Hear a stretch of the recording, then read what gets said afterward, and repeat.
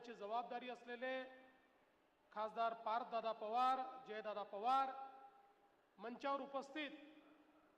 आमचे सर्व सहकारी आमदार, जिल्हा परिषद पंचायत समितीचे सर्व पदाधिकारी, लोकप्रतिनिधी आणि उपस्थित सर्व भगिनी आणि बंधूंनो, खरं म्हणजे सर्वात पहिल्यांदा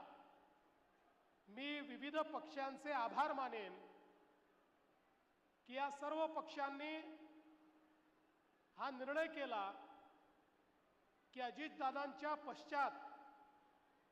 ही निवडणूक होते आणि महाराष्ट्राच्या संस्कृतीमध्ये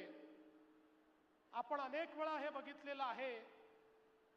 की अशा प्रकारचे ज्येष्ठ नेते, मोठे नेते हे आपल्यातनं निघून गेल्यानंतर होणारी पोटनिवडणूक ही साधारणपणे आपण बिनविरोध त्या ठिकाणी करतो आणि म्हणूनच मी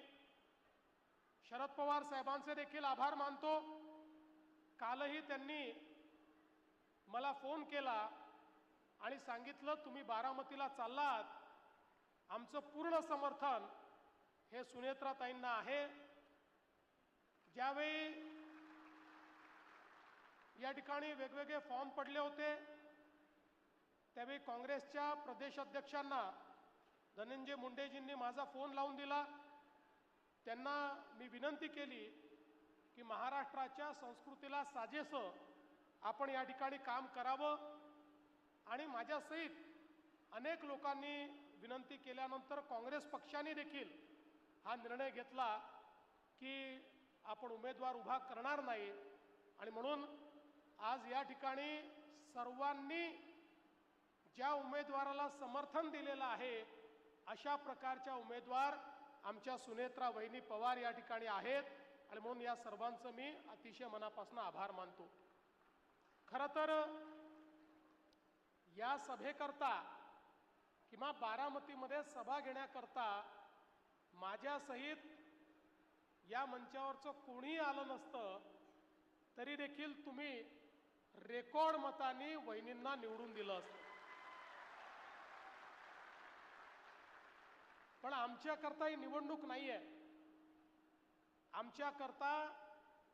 दादांच्या स्मृतीचा यज्ञ सुरू आहे आणि या यज्ञामध्ये आपली आहुती जर टाकली नाही तर आम्हाला जन्मभर हे वाटलं असतं की काहीतरी राहून गेलंय। कारण आपल्याला कल्पना आहे यज्ञामध्ये जर आहुती टाकली नाही तरी यज्ञ होतो, पण आपल्या मनाला रुखरुख राहते की आपण ती आहुती टाकू शकलो नाही आणि म्हणून ती आहुती टाकण्याकरता, दादांच्या स्मृती जपण्याकरता, त्या स्मृतीला उजाळा देण्याकरता, त्या स्मृतींना वंदना देण्याकरता खरं म्हणजे या ठिकाणी आम्ही आलो आहोत। आणि माझी बारामतीच्या सगळ्या मतदारांनाही विनंती आहे, आपल्यापैकी प्रत्येकाला माहिती आहे की वहिनी निवडून येणार आहेत, पण माहिती असल्यामुळे जर आपण या ठिकाणी मतदानाला जाऊन आपली मतदान रूपी आहुती ही दादांच्या स्मृतीला दिली नाही तर आपण करंटे ठरू। आणि म्हणून जसं रणरणत्या उन्हामध्ये आपण सगळे लोक या ठिकाणी या सांगता सभेकरता उपस्थित झालात, हीच अपेक्षा आहे बारामतीतला एक एक व्यक्ती, माता भगिनी, युवा बंधू सगळे या ठिकाणी 23 तारखेला मतदानाला जातील। आणि आजपर्यंत बारामतीमध्ये महाराष्ट्रातले रेकॉर्ड हे दादा करत होते, दादांच्या पश्चात वहिनींचा रेकॉर्ड हा आता बारामतीकरांना या ठिकाणी करून दाखवायचा आहे आणि म्हणून ही निवडणूक अत्यंत महत्त्वाची आहे। खरं म्हणजे दादांच्या पश्चात अतिशय दुःखात असताना देखील आपलं दुःख बाजूला ठेवून वहिनींनी पक्षाची आणि शासनाची धुरा सांभाळली। हे कठीण काम होतं, पण आपल्या समोर